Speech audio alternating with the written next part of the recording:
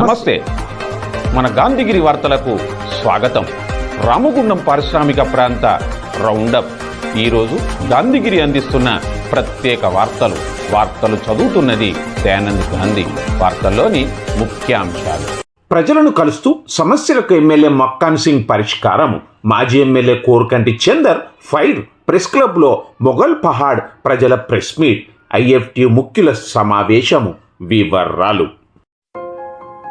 ఈ రోజు గాంధీగిరి వార్తలను సమర్పిస్తున్నది శ్రీకాంత్ కంటి దవాఖానా. కోల్బెల్ కు కంటిపాప. అన్ని వర్గాలకు వెలుగు కిరణం.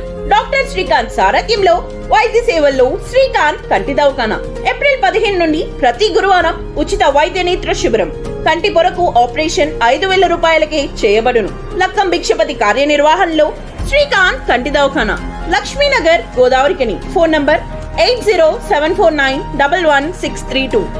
రామగుండం ఎమ్మెల్యే క్యాంపు కార్యాలయంలో ప్రజాపాలనలో భాగంగా ప్రజల సమస్యలను రామగుండం ఎమ్మెల్యే రాజ్ ఠాకూర్ మక్కాన్ సింగ్ అడిగి తెలుసుకున్నారు. వారి సమస్యలకు పరిష్కారం చూపారు. ఎప్పట్లాగే ఈరోజు కూడా ఎమ్మెల్యేను కలవడానికి ప్రజలు బారులు తీరారు, కలిశారు. తమ విన్నపాలకు పరిష్కారంతో వెనుతిరిగారు.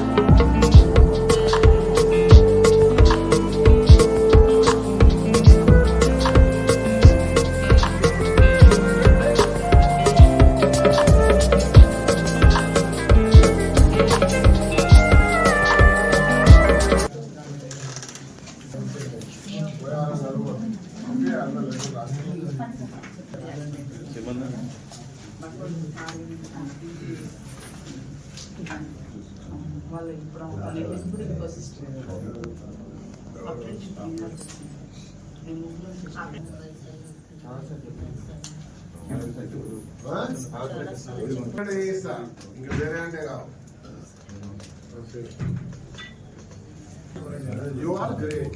Great. You're great.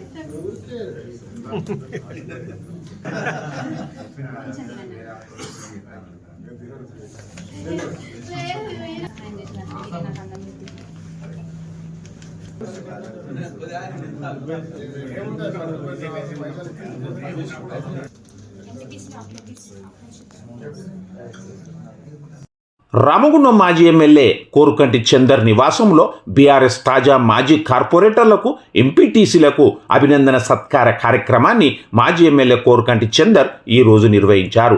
శాల్వాలు, మెమోంటోలతో సత్కరించారు. ఈ సందర్భంగా కోరుకంటి చందర్ మాట్లాడుతూ రామగుండం కార్పొరేషన్లో 5 సంవత్సరాల పాటు డివిజన్లలో ప్రజలకు మౌలిక సదుపాయాలు అందించడంలో ప్రజాప్రతినిధులు ఎంతగానో కృషి చేశారన్నారు, పని చేశారన్నారు. ప్రతి ఇంటికి నల్లా కనెక్షన్, రోడ్డు నిర్మాణం, అండర్ గ్రౌండ్ డ్రైనేజీల నిర్మాణం చేపట్టి ప్రజలు మన్ననలు పొందారన్నారు. రాబోయే కాలంలో కూడా మరింత ఉజ్వలమైన భవిష్యత్తు ఎన్నికల్లో ప్రజలు తిరిగి అవకాశం కల్పిస్తారన్నారు.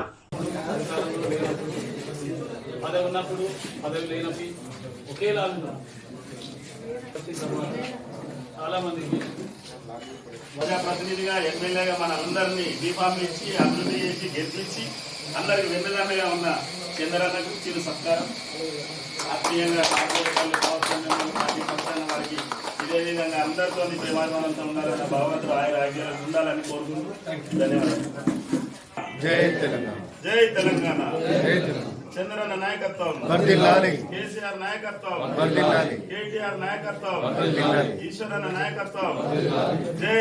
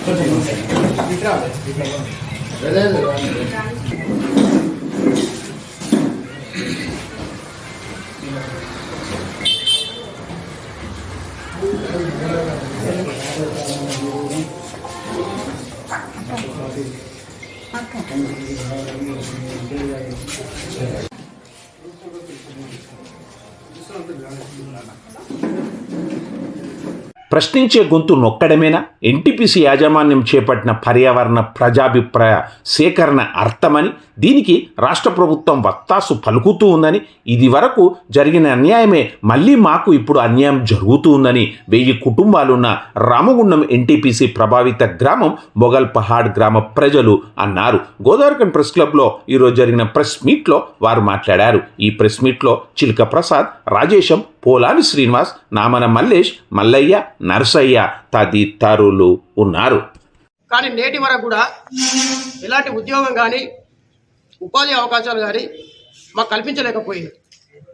అదేవిధంగా అట్టి భూములలో వివిధ రకాల కేసులతోటి వెంకట మురళీ మనోహరరావు గారి భూములు అని చెప్పి కొంతమంది, వారి సతీమణి వేరే వాళ్ళకి అమ్మినని కొంతమంది, వాళ్ళ కుటుంబానికి చెందినని చెప్పి కొంతమంది, ఇట్లా ఒకరి మీద ఒకరి కేసులు వేసుకొని 45 ఏళ్ళ నుండి ఆ కేసు తెగక సుమారుగా ఒక 2 తరాల రైతులు ఆ గ్రామంలో చనిపోవడం జరిగింది.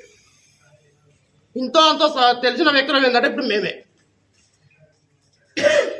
అనేక సార్లు ప్రభుత్వాలకు సంబంధిత అధికారులకు మా సమస్యలు విన్నవించుకున్నా కానీ ఎటు తేల్చక కాలయాపన చేసి ఎక్కడున్న సమస్యను అక్కడనే ఉంచడం జరిగింది. మరలా ఆడ చౌకగా భూమి దొరుకుతుందని చెప్పి ఎన్టీపీసీ యాజమాన్యం ప్రభుత్వానికి అప్రోచ్ అయ్యి, మేము గతంలో పోయిన భూములు కాకుండా మిగిలిన భూములు ఏవైతే ఉన్నాయో అవి కూడా మా తాతలు మా తండ్రులు మేము నిత్యం సాగు చేసుకుంటూ జీవనోపాధి పొందుతున్నాం. ఆ భూములను కూడా 606 ఎకరాల ల్యాండ్ను కూడా ఇలా బూడిద చెరువు నిర్మాణం కోసం సెకండ్ యూనిట్ బూడిద చెరువు నిర్మాణం కోసం సర్వే నిర్వహించారు. దానిలో భాగంగా నిన్న ప్రజాభిప్రాయ సేకరణ పెట్టడం జరిగింది. ఈ ప్రజాభిప్రాయ సేకరణలో ప్రజా సమస్యలు తెలుసుకోవాలి, భూ నిర్వహిస్తున్న సమస్యలు తెలుసుకోవాలి అనే ఆలోచనతో పెట్టినటువంటి సమస్య. మరి రాష్ట్ర ప్రభుత్వం ఏ విధంగా గైడ్లైన్ చేసిందో, లేకపోతే పొల్యూషన్ కంట్రోల్ బోర్డు వాళ్ళు ఎన్టీపీసీకి కావాలని చేసిండ్రో మాకు తెలియదు. కానీ అక్కడ సబ్జెక్టు తెలిసిన వ్యక్తులను, నన్ను, రాయేశంను, ఈ తమ్ముడిని అర్ధరాత్రి సమస్యలు తెలియకుండా, సమస్యలు వివరించకుండా ఎన్టీపీసీ చేసే అన్యాయాన్ని వెలుగెత్తి చూపుతారని చెప్పి గ్రహించి అర్ధరాత్రి దొంగల వల్ల మమ్మల్ని అరెస్ట్ చేసి జైపూర్ పోలీస్ స్టేషన్లో పెట్టారు. అంటే ప్రశ్నించే గొంతును నొక్కడమేనా ఎన్టీపీసీ యాజమాన్యం? దీనికి వత్తాసు పలకడమేనా రాష్ట్ర ప్రభుత్వం అని మేము గ్రామ రైతులం ఆవేదన చెందుతున్నాం.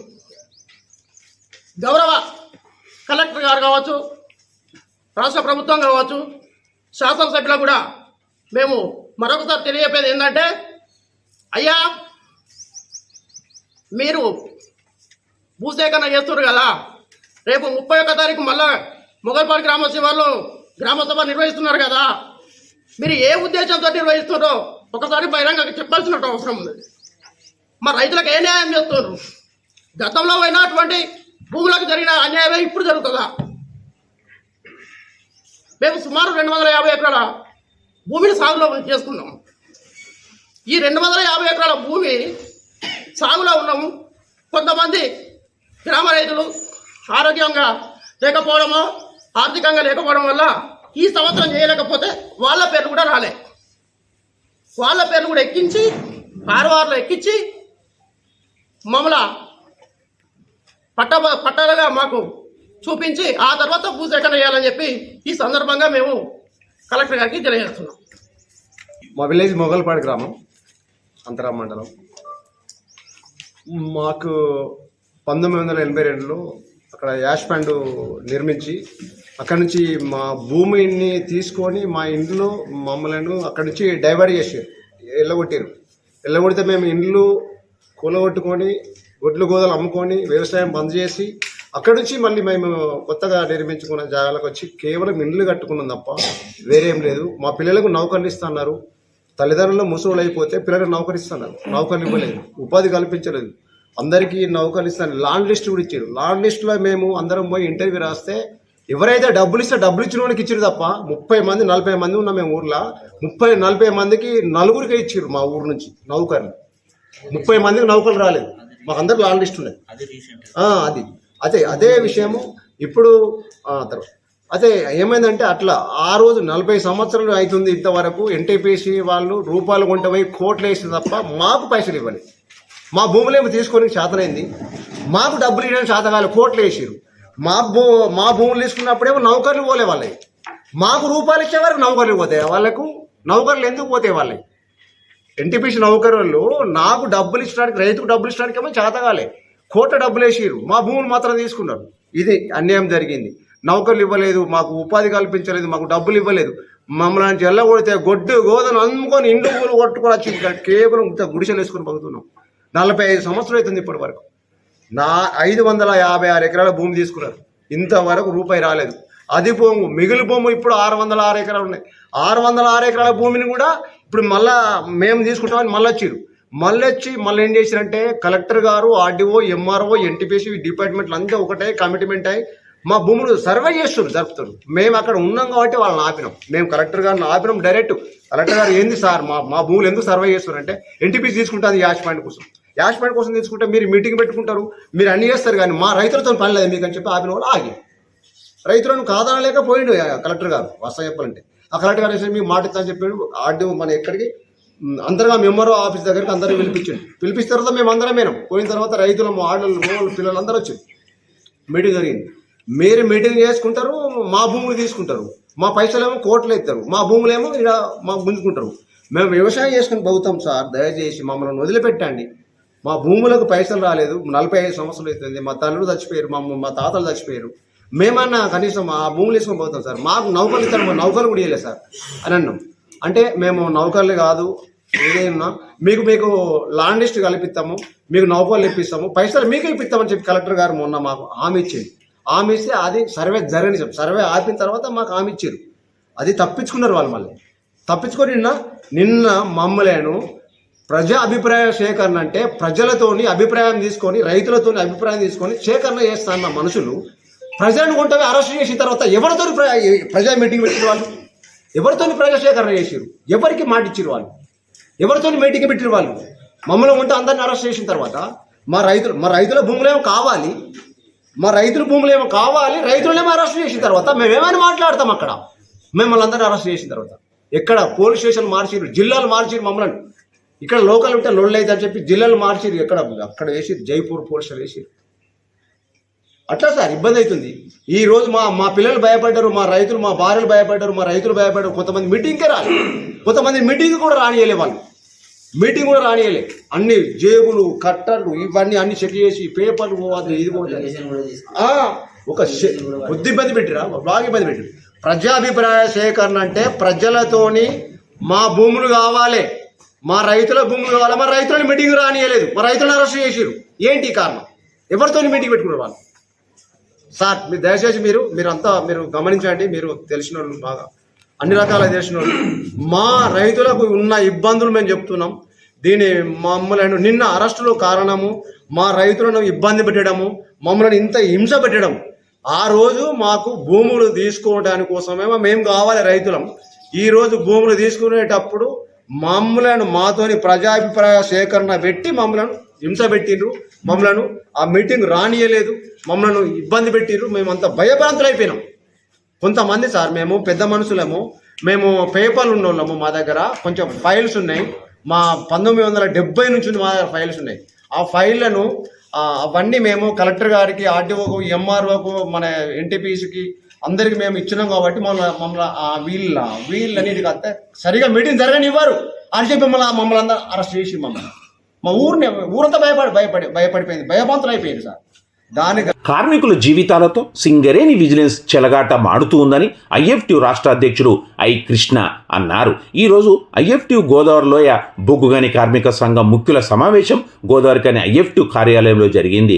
ఈ సందర్భంగా రాష్ట్ర అధ్యక్షుడు ఐ కృష్ణ మాట్లాడుతూ సింగరేణిలో విజిలెన్స్ డిపార్ట్మెంట్ అనుసరిస్తున్న విధానాలు కార్మికులకు శాపంగా మారుతున్నాయని, విజిలెన్స్కు వెళ్ళిన కేసులు ఎలాంటి పరిష్కారం నోచుకోక సంవత్సరాల తరబడి కార్మికులు మానసిక క్షోభ అనుభవిస్తున్నారన్నారు. విజిలెన్స్ డిపార్ట్మెంట్పై కార్మికుల పిల్లలు చేస్తున్న నిరసనను తమ సంఘం పూర్తిగా బలపరుస్తుందని, రాష్ట్రంలో ఉన్న కార్మికులు, కార్మిక సంఘాలు విజిలెన్స్పై పోరాటానికి సిద్ధం కావాలని ఆయన పిలుపునిచ్చారు. ఈ సమావేశంలో నాయకులు ఈ నరేష్, ఐ రాజేశం, ఎం కొమరయ్య, కొండ్ర మొగిలి, అఫ్జల్ తదితరులు ఉన్నారు. సింగరేణిలో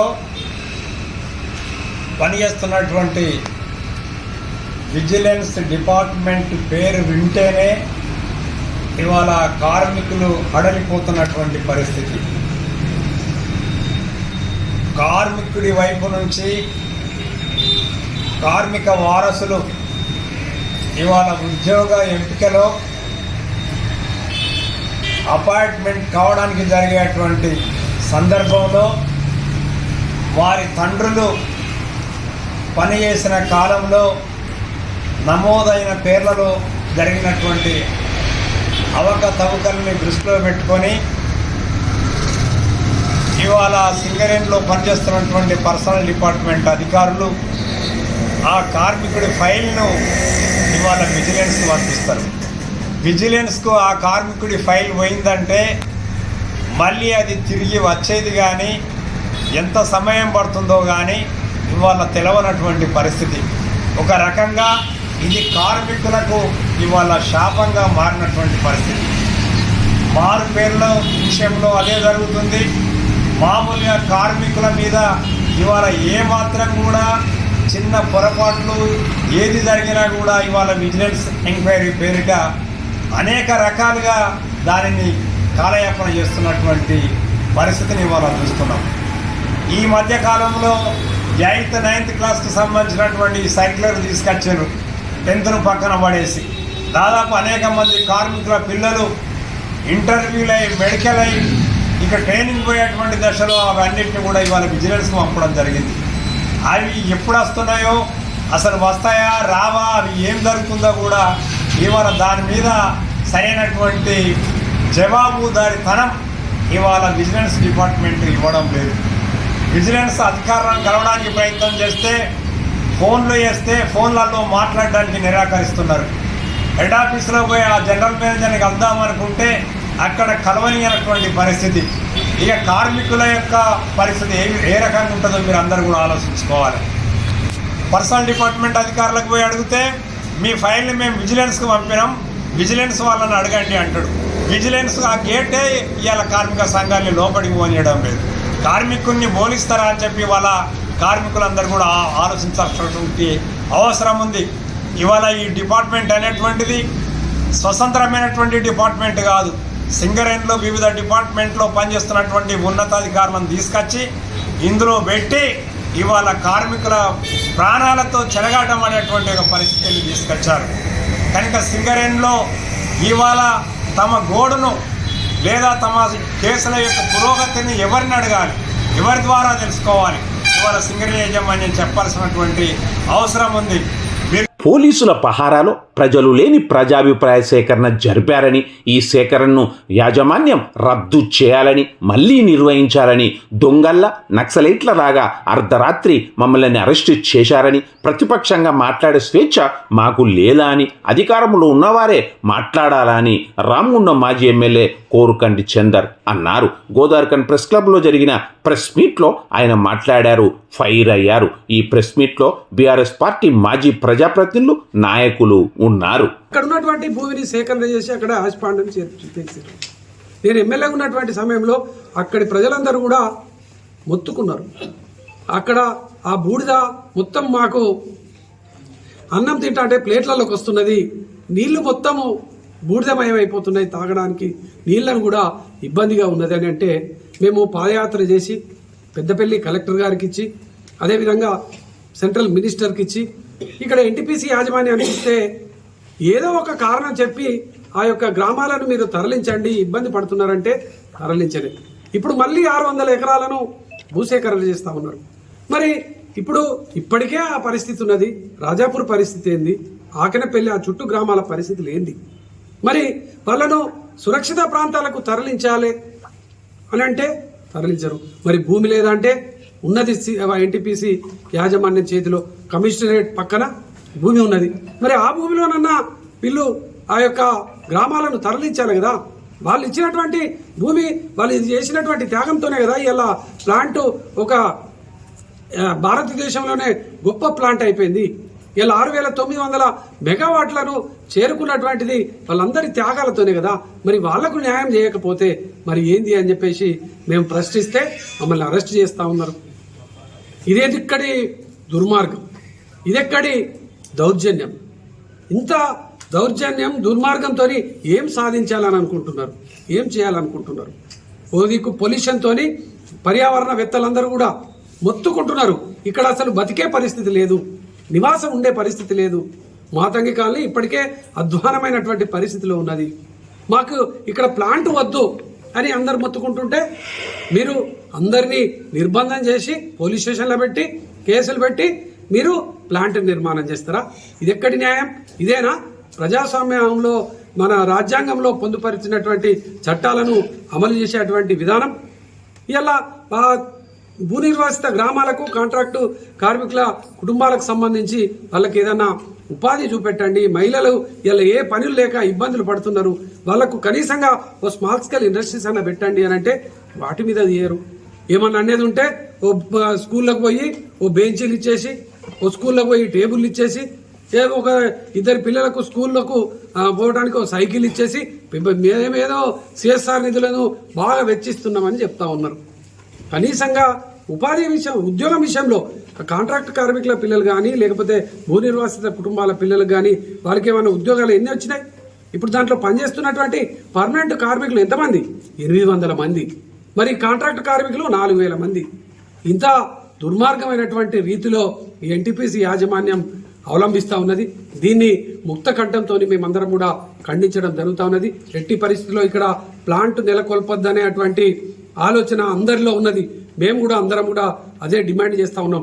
మీరు ప్రజాభిప్రాయ సేకరణ చేయండి, ప్రజల అభిప్రాయాన్ని సేకరించి ప్రజలు మీరు ప్లాంట్ పెట్టండి అని అంటే పెట్టేయండి. మరి ప్రజలకు ఏం న్యాయం చేస్తారో కూడా చెప్పండి. ప్రజాప్రతినిధిగా, ఒక మాజీ ఎమ్మెల్యేగా నీకు ప్రజాభిప్రాయ సేకరణకు వస్తే పోలీసులు ఎత్తుకొని పోతారా? ఇది ఎక్కడ న్యాయము?